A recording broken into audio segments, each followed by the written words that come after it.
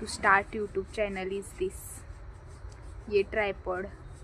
You can also start a YouTube channel or shoot a video without this, but if you are alone or you don't live with your family, then you need this.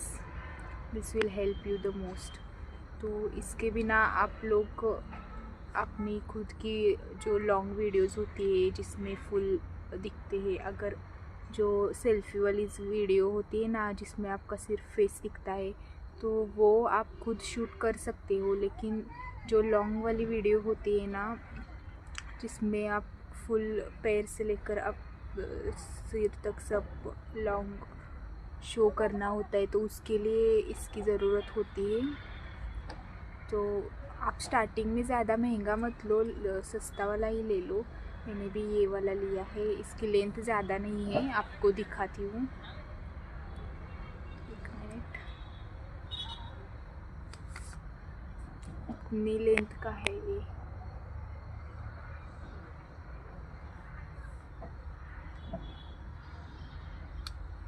एक minute,